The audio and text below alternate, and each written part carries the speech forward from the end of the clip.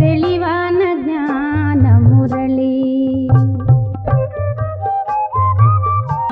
பள்ளத்தை நோக்கும் வெள்ளத்தை போல் பாபாவிடம் நாம் சென்றிடுவோம். பள்ளத்தை நோக்கும் வெள்ளத்தை போல் பாபாவிடம் நாம் சென்றிடுவோம். முள்ளான நம்மை மலராக்கினாரே, முள்ளான நம்மை மலராக்கினாரே, முழுவதும் அர்ப்பணை செய்வோம் சிவனே அளிக்கும் சிவனே. ஓம் சாந்தி. முரளி டேட் 13/11/2025 காலை முரளி பாப்தாதா மதுபன். இன்னைக்கு பாபா முரளியில சொல்றாங்க, இனிமையான குழந்தைகளே, நீங்கள் துக்கத்தை சகித்துக் கொள்வதிலேயே நிறைய நேரத்தை வீணடித்தீர்கள். இப்பொழுது உலகம் மாறிக்கொண்டிருக்கிறது. நீங்கள் தந்தையை நினைவு செய்யுங்கள், சத்தோ பிரதானமாக ஆகுங்கள். அப்பொழுது நேரம் பயனுடையதாக ஆகிவிடும். இன்றைய கேள்வி, 21 பிறவிகளுக்கான லாட்ரி அதிர்ஷ்டத்தை பெறுவதற்கான புருஷார்த்தம் முயற்சி யாது? முயற்சி என்ன? பதில், 21 பிறவிகளுக்கான லாட்ரியை பெற வேண்டும் என்றால் மோகத்தை வென்றவர் ஆகுங்கள். ஒரு தந்தை மீது முழுமையாக சமர்ப்பணம் பலியாகிவிடுங்கள். இப்பொழுது இந்த பழைய உலகம் மாறிக்கொண்டிருக்கிறது. நாம் புது உலகத்திற்கு சென்று கொண்டிருக்கிறோம் என்பது எப்பொழுதும் நினைவில் இருக்கட்டும். இந்த பழைய உலகத்தை பார்த்தும் பார்க்க கூடாது. குசேலரை போல ஒரு பிடி அரிசியை பயனுள்ளதாக ஆக்கி சத்தியக அரசாட்சியை பெற வேண்டும். ஓம் சாந்தி. ஆன்மீக குழந்தைகளுக்காக ஆன்மீக தந்தை வந்து புரிய வைக்கிறார். இதையோ குழந்தைகள் புரிந்துள்ளார்கள். ஆத்மானுடைய அப்பா வந்து இப்போ ஆத்ம குழந்தைகளுக்கு புரிய வைக்கிறாரு அப்படிங்கிறத நீங்க புரிஞ்சுக்கிட்டீங்க. ஆன்மீக குழந்தைகள் என்றால் ஆத்மாக்கள், ஆன்மீக தந்தை என்றால் ஆத்மாக்களின் தந்தை. இதற்கு ஆத்மாக்கள் மற்றும் பரமாத்மாவின் சந்திப்பு என்று கூறப்படுகிறது. இந்த சந்திப்பு ஒரே ஒரு முறைதான் நிகழ்கிறது. இந்த அனைத்து விஷயங்களையும் குழந்தைகளாகிய நீங்கள் தான் அறிந்துள்ளீர்கள். இது விசித்திரமான விஷயமாகும். விசித்திரமான அப்படின்னா ஷரீரமற்ற தந்தை விசித்திர ஆத்மாக்களுக்கு புரிய வைக்கிறார். விசித்திரமான தந்தை, ஷரீரமே இல்லாத தந்தை விசித்திர ஆத்மாக்களுக்கு புரிய வைக்கிறார். உண்மையில் ஆத்மா விசித்திரமானதுதான். ஆத்மா உண்மையிலேயே வந்து ஷரீரமற்றதுதான். எப்படி சிவபாபா ஒரு ஒளிப்புள்ளியா இருக்கிறாரோ, நிராகாரா இருக்காரோ, அதே போலதான் நம்மளும் ஆத்மாவும் நம்மளுடைய வீட்டுல இருக்கும்போது நிராகாரமாக இந்த சித்திரம், உடல் அப்படிங்கிற சித்திரம் இல்லாம விசித்திரமாக நம்ம இருந்தோம். இங்கு வந்து சித்திரதாரி ஷரீரத்தை தரித்தவராக ஆகிறது. உண்மையிலேயே நம்ம விசித்திரமாக தான் இருந்தோம். இந்த உலகம் அப்படிங்கிற நாட மேடைக்கு வந்துதான் நம்ம எல்லாருமே என்ன ஆயிடுறோம், சித்திரங்களை எடுக்க ஆரம்பிக்கிறோம். உடலை எடுத்து நம்ம சித்திரதாரிகளாக மாறிடுறோம். சித்திரத்தின் மூலம், அதாவது இந்த உடல் மூலம் பாகத்தை ஆத்மா நடிக்கிறது. ஆத்மாவோ எல்லோருக்குள்ளும் இருக்கிறதல்லவா? மிருகங்களிலும் ஆத்மா இருக்கிறது. 84 லட்சம் என்று கூறுகிறார்கள். 84 லட்சம் பிறவி அப்படின்னு சொல்றாங்க. அதிலும் எல்லா மிருகங்களும் வந்து விடுகின்றன அல்லவா? ஏராளமான விலங்குகள் உள்ளன அல்லவா? இந்த விஷயங்களில் நேரத்தை வீணாக்க வேண்டாம் என்று தந்தை புரிய வைக்கின்றார். இந்த விலங்குகள்லாம் என்ன ஆகும், அது எங்க போகும், அந்த ஆத்மாலாம் என்ன பண்ணும் அப்படிலாம் வந்து ரொம்பலாம் என்ன பண்ணாதீங்க, யோசிச்சு நேரத்தை வீணாக்காதீங்கிறார். ஆத்மா உங்களை தூய்மையாக்குறதுல பாபாவை நினைவு செய்யுங்க. அதுதான் முக்கியமே தவிர அந்த ஆத்மாலாம் எங்க போவோம், எங்க இருக்கும் அப்படின்னு யோசிக்கிறதுனால எந்த பிரயோஜனமும் இல்லை. இந்த ஞானத்தை தவிர பிற விஷயங்களில் மனிதர்களின் நேரம் வீணாகி கொண்டே இருக்கிறது. இச்சமயத்தில் தந்தை குழந்தைகளாகிய உங்களுக்கு வந்து கற்பிக்கிறார். பிறகு அரை கல்பம் நீங்கள் பாக்கியத்தை அனுபவிக்கிறீர்கள். அங்கு உங்களுக்கு எந்த ஒரு கஷ்டமும் இருப்பதில்லை.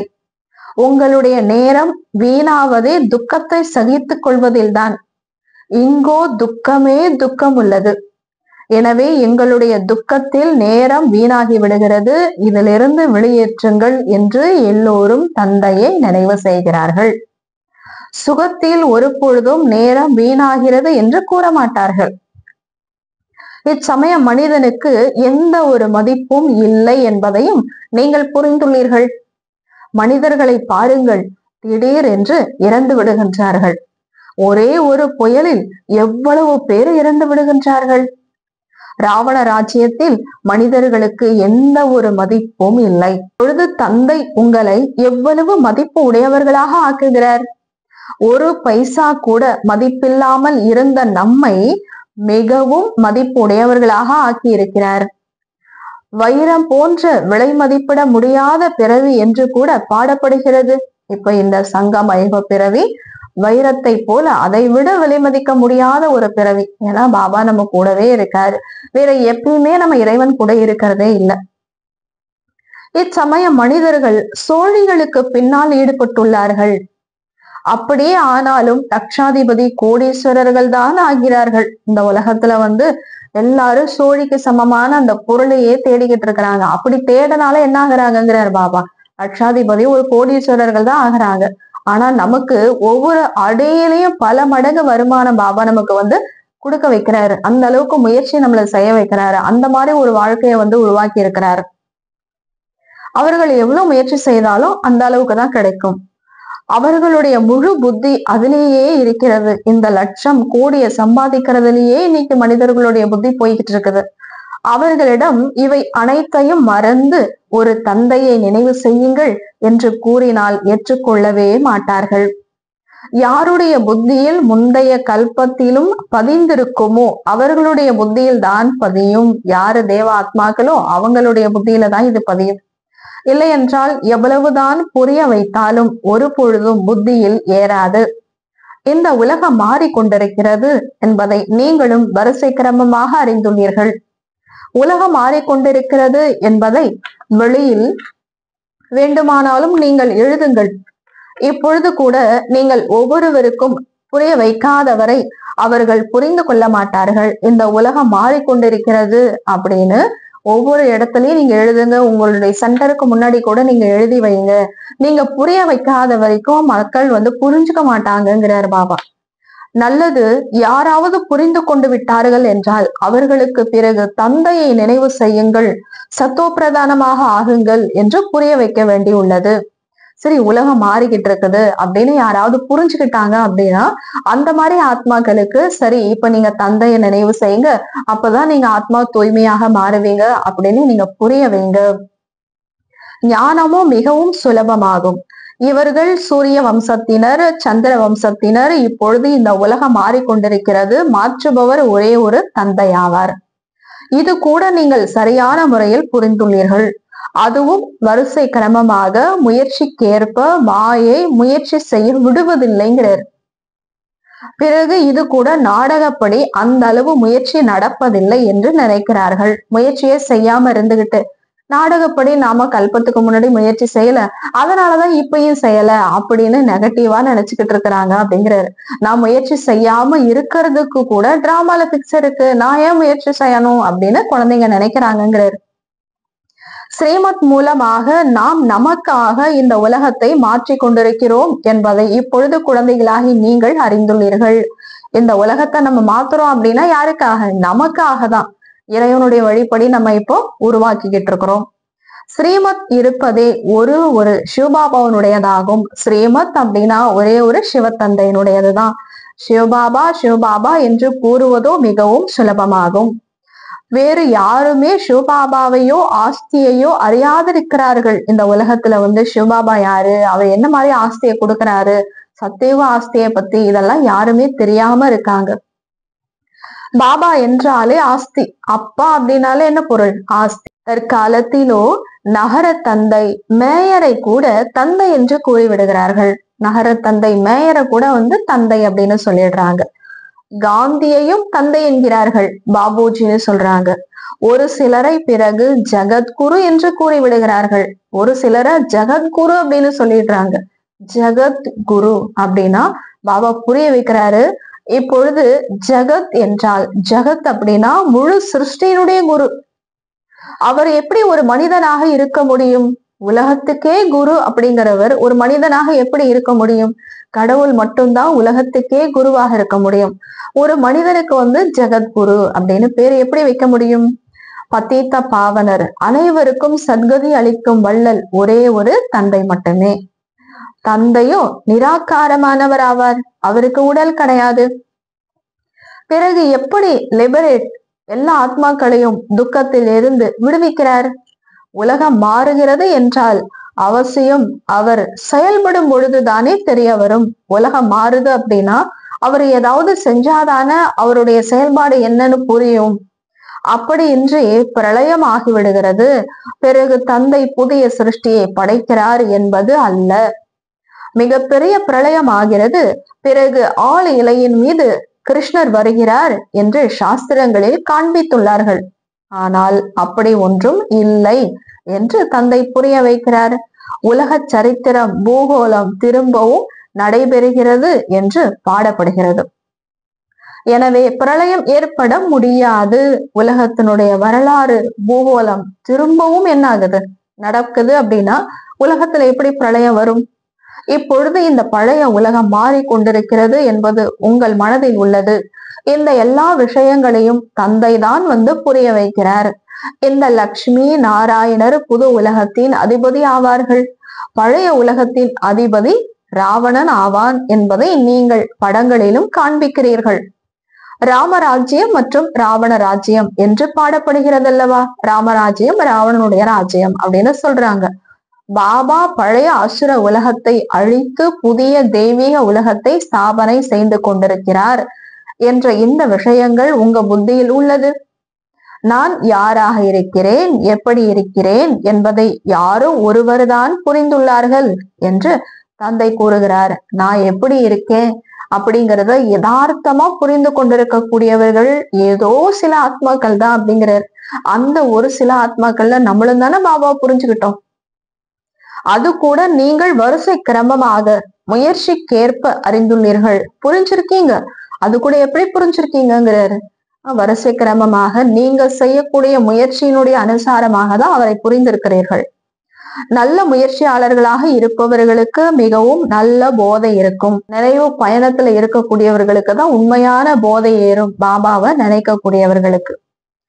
நினைவு யாத்திரையில் போதை ஏறும் அளவிற்கு, நினைவு யாத்திரையில இருந்து பாபாவை நினைக்கும் பொழுது எந்த அளவுக்கு போதை நமக்குள்ளார ஏறுதோ அந்த அளவிற்கு 84 பிறவி சக்கரத்தின் ஞானம் புரிய வைப்பதில் போதை ஏறுவதில்லைங்கிறார். அந்த ஞானத்தை சொல்லும் பொழுது அந்த அளவுக்கு போதை ஏறுறதில்லை. முக்கியமான விஷயமே பாவனமாக ஆவதற்கானதாகும். ஏன் அப்படின்னா பாபாவை நினைக்கும் பொழுது நம்மளுடைய சுமை குறையுது. தூய்மையற்ற ஆத்மா நம்ம தூய்மையாக மாறுறோம். அப்ப நம்மளுடைய மனசு மகிழ்ச்சியாக சந்தோஷமா போதை ஏறுது இல்லையா? அதனாலதான் பாபா சொல்றாரு, முக்கியமான விஷயமே தூய்மையானவர்களா ஆவதுதான். பாவனமாக ஆக்குங்கள் என்று கூப்பிடவும் செய்கிறார்கள். உலக அரசாட்சியை கொடுங்கள் என்று கூப்பிடுவதில்லை. எங்களை தூய்மையாக்குங்க, பத்தித்த உலகத்திலிருந்து எங்கேயாவது கூட்டிட்டு போங்கன்னு தான் சொல்றோம்.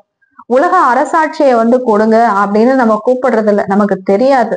அவர் தான் சொல்றாரு, என்ன நினைச்சீங்கன்னா உங்களுக்கு உலக அரசாட்சியே கிடைக்கும் அப்படின்னு அதுக்கப்புறம் சொல்றாரு. பக்தி மார்க்கத்தில் கதைகள் கூட எவ்வளவு கேட்கிறார்கள். உண்மையிலும் உண்மையான சத்திய நாராயணரின் கதையோ இதுவாகும்.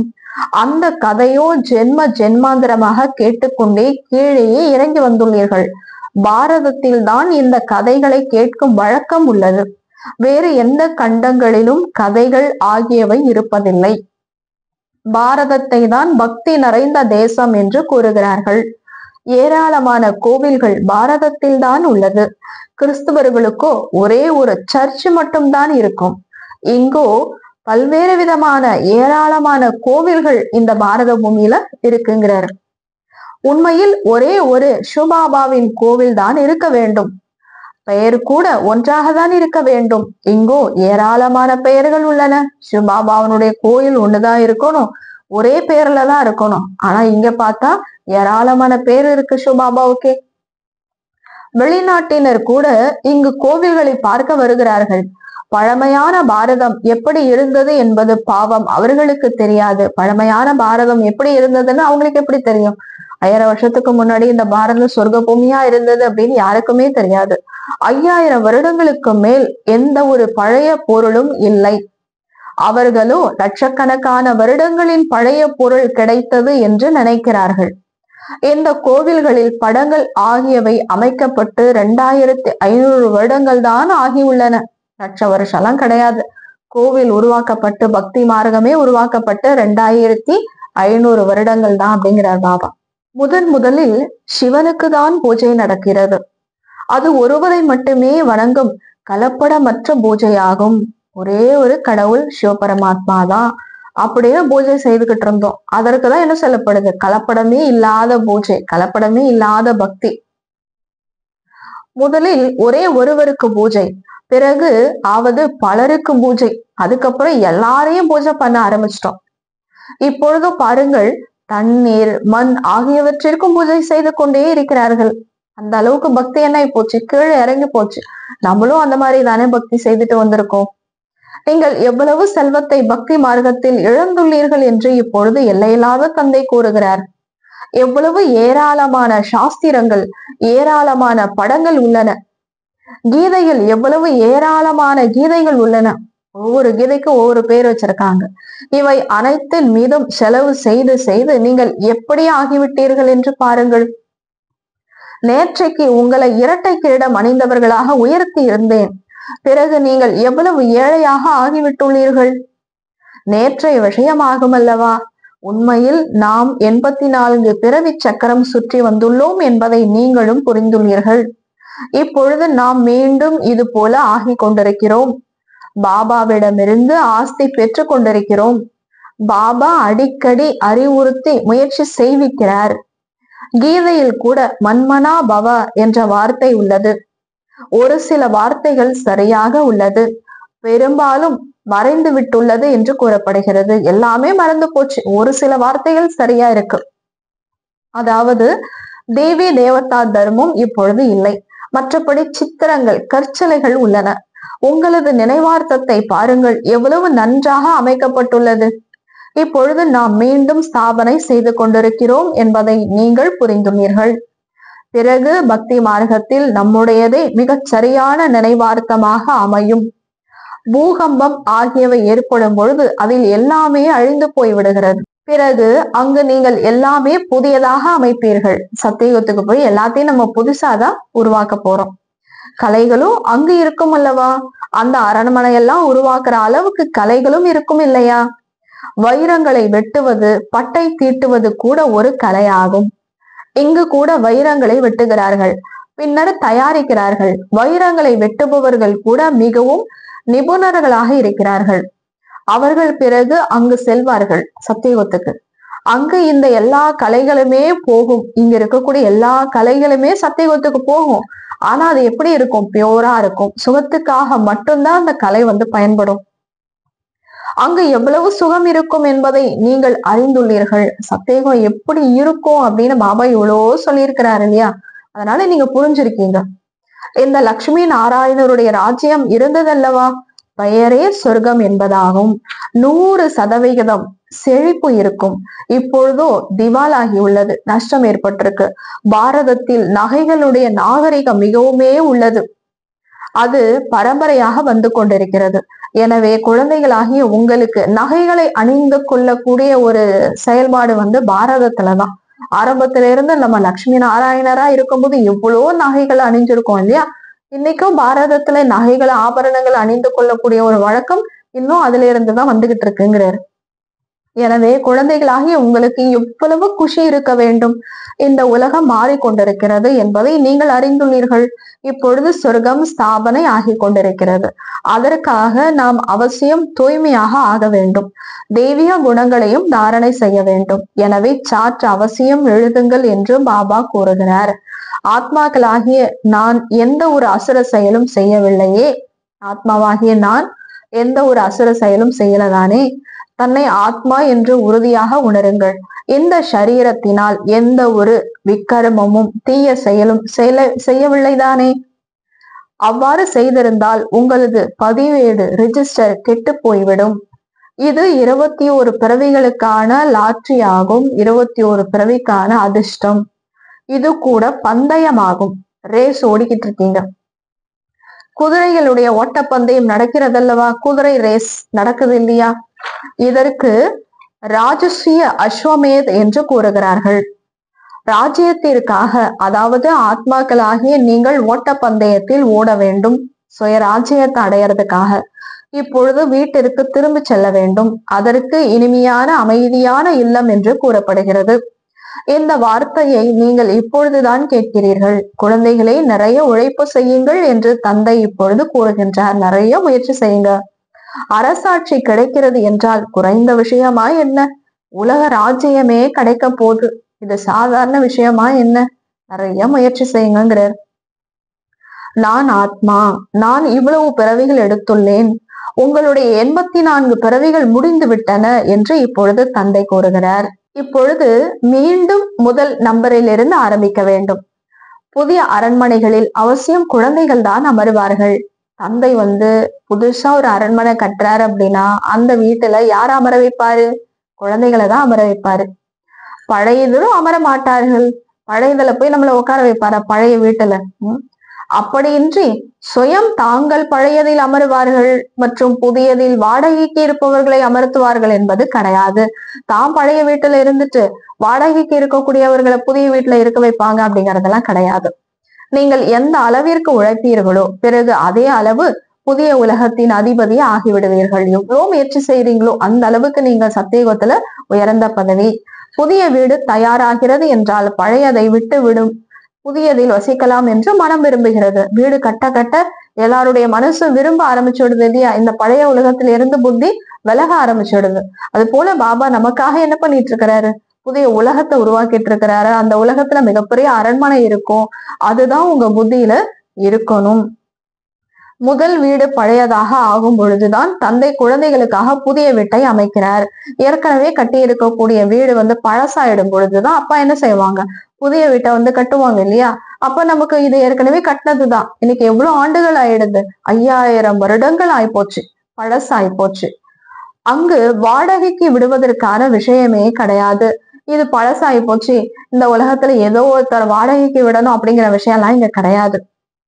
எப்படி அவர்கள் சந்திர மண்டலத்தில் நிலம் வாங்குவதற்கான முயற்சி செய்கிறார்கள். நீங்கள் பிறகு சொர்க்கத்தில் நிலம் வாங்கி கொண்டிருக்கிறீர்கள்ங்கிறார். சந்திரனில நிலம் வாங்கணும், செவ்வாயில நிலம் வாங்கணும் அப்படின்னு உலகத்துல முயற்சி செய்யறாங்களே, அது நடக்குமா நடக்காதான்னு கூட உங்களுக்கு தெரியாது. ஆனா அதுக்கெல்லாம் எவ்வளவு முயற்சி செய்யறாங்க. பாபா சொல்றாரு, நீங்கள் சொர்க்கத்தில் நிலம் வாங்கி கொண்டிருக்கிறீர்கள். உண்மையிலேயே புதிய உலகம் வரப்போகுது, சத்தியம் வரப்போகுது. அதுக்காக இப்ப நீங்க என்ன பண்ணிட்டு இருக்கீங்க? நிலம் வாங்கிட்டு இருக்கீங்கிறாரு. எவ்வளவு முயற்சி செய்யறீங்களோ அந்த அளவுக்கு நிலம் உங்களுக்கு கிடைக்கும். எந்த அளவு ஞானம் மற்றும் யோகத்தில் இருப்பீர்களோ அந்த அளவு தூய்மையாக ஆவீர்கள். இது ராஜயோகம் ஆகும். எவ்வளவு பெரிய அரசாட்சி கிடைக்கும். மற்றபடி இந்த சந்திர மண்டலம் ஆகியவற்றின் நிலத்தை தேடிக் கொண்டிருக்கிறார்கள். அவை அனைத்தும் வீணாகும். சுகம் கொடுக்கக்கூடிய இதே பொருட்கள் பிறகு விநாசம் செய்யக்கூடியதாகவும் துக்கம் கொடுக்கக்கூடியதாகவும் ஆகிவிடும். இப்ப பிளைட்ல போனா சுகம், இதே சுகம் கொடுக்கக்கூடிய பொருள் என்ன ஆகும்னு சொல்றாரு? துக்கத்தை கொடுக்கறதுக்காகவும் விநாசத்தை கொடுக்கறதுக்காகவும் ஆயிடுங்கிறாரு. இனி போக போக படைகள் ஆகியவை குறைந்து விடும். மனிதர்களா போய் சண்டை போடுறாங்களே படை, இதெல்லாம் குறைஞ்சு போயிடும். அணுகுண்டுகள் மூலமாகவே உடனுக்குடனே வேலை ஆகி கொண்டே போய்விடும். இந்த நாடகம் அமைக்கப்பட்டுள்ளது, இப்படிதான் அமைச்சிருக்கு. சமயத்தில் திடீரென்று விநாசம் ஆகிவிடும். எந்த நேரம்லாம் கிடையாது, எப்ப வேணாலும் திடீர்னு உலகத்துல விநாசம் ஏற்படும். பிறகு சிப்பாய்கள் ஆகியோரும் இறந்து விடுவார்கள். படைக்காக செல்லக்கூடிய எல்லாருமே என்ன ஆயிடுவாங்க? இறந்து போயிடுவாங்க. சாட்சியாக பார்ப்பதில் தான் ஆனந்தம் உள்ளது. நீங்கள் இப்பொழுது பரிஷ்தா ஆகி கொண்டிருக்கிறீர்கள். நமக்காக தான் விநாசம் ஆகிறது என்பதை நீங்கள் அறிந்துள்ளீர்கள். பாபா சொல்றார், நமக்காக தான் இந்த உலக விநாசம் இருக்கு. நாடகத்தில் பாகல் அப்படிதான் உள்ளது. பழைய உலகம் முடிந்து போய் விடுகிறது. யார் எப்படி கர்மம் செய்கிறார்களோ அவ்வாறே அனுபவிக்க வேண்டியுள்ளதல்லவா? இப்பொழுது சந்நியாசிகள் நல்லவர்கள் என்று வைத்துக் கொள்ளலாம். பிறவியோ பிறகும் இல்லத்தார்களிடம்தான் எடுப்பார்கள் அல்லவா? அந்த சன்னியாசி இப்ப தூய்மையா இருக்கிறாரு, ஆத்மா சரீரம் விட்டுட்டாரு அப்படின்னா அடுத்த பிறவி எடுக்கும் பொழுது ஒரு குடும்பத்துல தானே போய் பிறவி எடுப்பாரு. சிறந்த பிறவியோ உங்களுக்கு புது உலகில் கிடைக்க வேண்டி உள்ளது. பாபா சொல்றாரு, உங்களுடைய பிறவி இந்த உலகத்துல இருக்கக்கூடாது. உங்களுடைய சிறந்த பிறவி, யோக பலத்தின் மூலமான பிறவி சத்தியுகத்துலதான் உங்களுக்கு கிடைக்கணும். பிறகும் சமஸ்காரத்திற்கேற்ப சென்று அவ்வாறு ஆவீர்கள். நீங்கள் இப்பொழுது புது உலகத்திற்காக சமஸ்காரத்தை எடுத்து செல்கிறீர்கள். பிறவியும் அவசியம் பாரதத்தில் தான் எடுப்பீர்கள். யார் மிகவும் நல்ல பக்தனாக இருப்பார்களோ அவர்களிடம் பிறவி எடுப்பீர்கள். சப்போஸ் இப்ப யாராவது பாபா குழந்தையாக இருந்து நீங்க சரீரத்தை விட்டுட்டீங்க அப்படின்னா ஆத்மால சன்ஸ்காரம் இருக்கு இல்லையா, இந்த ஞானத்தினுடைய சன்ஸ்காரம், அப்ப நீங்க போய் யாருடைய வீட்டுல பிறவி எடுக்கிறீர்களோ அவங்க ஒரு பெரிய பக்தர்களாக இருப்பாங்க. அந்த மாதிரி ஒரு வீட்டுலதான் நீங்க பிறப்பீங்க. ஏனெனில் நீங்கள் அப்படிப்பட்ட கர்மங்களையே இப்பொழுது செய்கிறீர்கள். எப்படி எப்படி சமஸ்காரமோ அதற்கேற்ப ஜென்மம் ஆகிறது, பிறவி எடுக்கிறீங்க. நீங்கள் மிகவும் உயர்ந்த குலத்தில் சென்று பிறவி எடுத்தீர்கள். உங்களை போல கர்மம் செய்பவர்கள் வேறு யாருமே இருக்க மாட்டார்கள். எப்படி படிப்போ எப்படி சேவையோ அப்படியே பிறவி. எப்படி சேவை செய்றீங்களோ, எந்த அளவுக்கு முயற்சி செய்து படிக்கிறீங்களோ அந்த அளவுக்கு பிறவி. இறக்கக்கூடியவர்களும் நிறைய பேர் இறப்பார்கள். முதலில் வரவேற்பவர்களும் செல்ல வேண்டி உள்ளது. முதல்ல சத்தியுகத்துல வரவேற்கக்கூடியவர்கள் முதல்ல அவங்க போகணும் இல்லையா அப்படின்னு சொல்றாரு. இப்பொழுது இந்த உலகம் மாறிக்கொண்டிருக்கிறது என்பதை தந்தை புரிய வைக்கிறார். தந்தையோ சாட்சாத்காரம், காட்சிகள் தெரிதல் செய்வித்துள்ளார். ஆரம்பத்துல காட்சியெல்லாம் காட்டியிருக்கிறாரு இல்லையா. பாபா தன்னுடைய உதாரணத்தையும் கூறுகிறார். காட்சியை பார்த்தார். 21 பிறவிகளுக்கான அரசாட்சி கிடைக்கிறது. அதற்கு முன்னால் இந்த 10-20 லட்சம் என்பது என்ன, எனக்கு அரசாட்சி கிடைத்தது, அவருக்கு அற்புதமானதாகும். பாபாவுக்கு காட்சி கிடைச்ச உடனே என்ன பண்ணிட்டாரு, இதெல்லாம் எனக்கு வேண்டாம், எனக்கு உலக ராஜ்யமே கிடைக்க போகுது அப்படின்னு விட்டுட்டாரு இல்லையா. பங்குதாரருக்கு எவ்வளவு வேண்டுமோ, நான் உலகத்துல அரசாட்சி அடைய போறேன் அப்படின்னு பார்க்கும் பொழுது இதெல்லாம் அற்பமானதாதான் பிரம்மா பாபாவுக்கு தோணுச்சு. அப்ப என்ன செஞ்சாரு, பங்குதாரர்களுக்கு எவ்வளவு வேண்டுமோ எடுத்துக்கொள்ளுங்கன்னு சொல்லிட்டாரு. இவ்வளவு பிரிச்செல்லாம் கொடுக்கல, உங்களுக்கு எவ்வளவு வேணுமோ நீங்க எடுத்துக்கோங்க அப்படின்னு சொல்லிட்டாராம். எந்த கஷ்டமும் ஆகவில்லை. அது பாருங்க, அப்படி கொடுத்துட்டாரு. ஆனா என்ன நஷ்டம் ஏற்பட்டது, பிரம்மா பாபா உலகத்தினுடைய நாராயணன் ஆயிட்டாரு. இன்னைக்கு யஜ்யம் எப்படியோ வளர்ந்திருக்கு. குழந்தைகளுக்கும் கூட புரிய வைக்கப்படுகிறது. பாபாவிடமிருந்து நீங்கள் என்னென்ன பெறுகிறீர்கள், சொர்க்கத்தின் அரசாட்சி, கூடுமானவரை சென்டர்கள் திறந்து கொண்டே செல்லுங்கள், அநேகருக்கு நன்மை செய்யுங்கள். உங்களுக்கு 21 பிறவைகளுக்கான சம்பாத்தியம் ஆகி கொண்டிருக்கிறது. இங்கோ லட்சாதிபதி கோடீஸ்வரர் நிறைய பேர் இருக்கிறார்கள். அவர்கள் எல்லோரும் ஏழைகள் ஆவார்கள். உங்களிடம் நிறைய பேர் கூட வருவார்கள். கண்காட்சியில் எத்தனை பேர் வருகிறார்கள். பிரஜைகள் தயாராவதில்லை என்று நினைக்காதீர்கள். பிரஜைகள் நிறைய பேர் உருவாகிறார்கள். நன்றாக உள்ளது என்று நிறைய பேர் கூறுகிறார்கள். ஆனால் எங்களுக்கு நேரமில்லை என்பார்கள். சிறிதளவு கேட்டால் கூட பிரஜையில் வந்து விடுவார்கள். அவினாட்சி ஞானத்தின் விஷயம் அல்லவா, ஞானம் அழிவில்லாதது இல்லையா. பாபாவின் அறிமுகம் அளிப்பது ஒன்றும் குறைந்த விஷயமா என்ன. ஒரு சிலருக்கு அப்படியே புல்லரித்து போய்விடும் பாபாவுடைய ஞானம் கேட்ட உடனே. உயர்ந்த பதவி அடைய வேண்டி இருந்தது என்றால் முயற்சி செய்ய முற்பட்டு விடுவார்கள். பாபா யாரிடமும் பணம் ஆகியவை வாங்க மாட்டார். குழந்தைகளுடைய ஒவ்வொரு துளி துளியின் மூலம் குலம் உருவாகிறது. ஒரு சிலர் 1 ரூபாய் கூட அனுப்பி விடுகிறார்கள். பாபா ஒரு செங்கல்லை வைத்து விடுங்கள் என்பார்கள். குசேலரின் ஒரு பிடி அரிசிக்கான பாடல் உள்ளதல்லவா.